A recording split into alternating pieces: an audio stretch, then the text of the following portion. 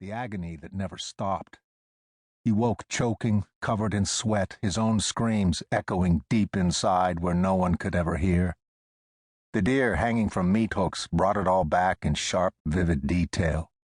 He couldn't help but wonder if that was all part of a much larger plan.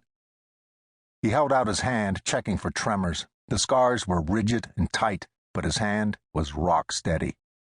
Why do you think we were chosen to protect him? We have a grudge against this man. We know he's more than everyone thinks. So who better to take him out without questions? Who better to blame it on? Something's not right. What's not right is protecting this bastard. Let them kill him. Ken glanced at his twin. You hear yourself. We aren't the only ones who know Senator Freeman isn't squeaky clean like the public has been led to believe. We were all debriefed when we came back from the Congo, both teams, and both teams came to the same conclusion that the senator was dirty.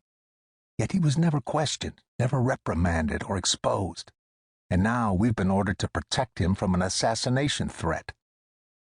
Jack was silent for a moment. And you think we're being set up to take the fall if they get to him? Hell yeah, I think that.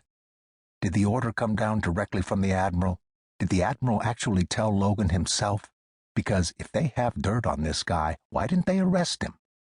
We just turned down a job to get rid of General Ecabella, another old enemy of ours, one connected to the senator here. It's looking a bit like a pattern to me. Ecabella was taken out anyway. They just brought in another shooter, and I didn't get the pleasure of putting the guy in the ground. Ken frowned at his twin. You're making it personal. The senator made it personal when he delivered you to Ecabella so that sadist could torture you. I'm not going to pretend. I want the senator dead, Ken. I don't mind looking the other way if someone wants to slit his throat. If he lives and continues the way he is, he's bound to become president or at least vice president. And then where are we going to be? He knows we know he's dirty. The first thing he'll do is send us on a suicide mission. Like when they wanted to send us back to the Congo to kill Ecabella. He had to stop looking at those carcasses. He was going to get sick, his stomach churning in protest. He could almost hear the steady drip of blood even though he was yards away. It ran like a small stream down through the boards and collected in a dark, shiny pool.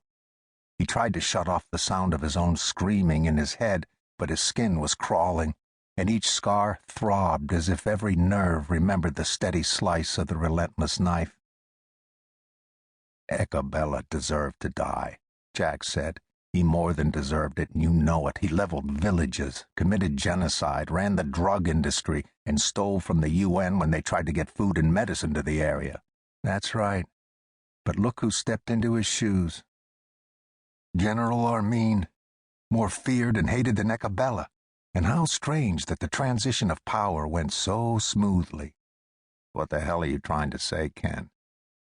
Ken looked up at the clouds obscuring the sliver of moon, watching them spin slowly and lazily, a dark veil with nowhere to go. He remembered the pattern of the clouds in the jungle, the sway of the canopy and the smell of his own sweat and blood. I'm saying we never make things personal, but someone has been doing just that for us. I don't like it. And I like this job even less. I think we're being set up again. I don't believe in coincidences, and this is a huge one. Jack swore under his breath and fit the eye to the scope, carefully surveying the mountain cabin several hundred yards away. He's in there with his wife. I could take him out and we could just walk away clean. No one would be the wiser. Just our entire team. Jack flashed a small, humorless grin at his brother. They'd help me, and you know it. They'd detest the man nearly as much as I do. Someone wanted Armin in a position of power. Someone here in the United States. I've thought a lot about this, Jack. Every assignment we've been sent on in the past year has created a void, a hole for some other lowlife to step into, from Colombian drug lords to General Ecabella in the Congo. We're creating a vacancy in those positions of power, and someone is manipulating that. I just don't happen to think it's the President of the United States. He cast his brother a quick glance. Do you? Jack swore again. No. I think we're screwed. I can't ask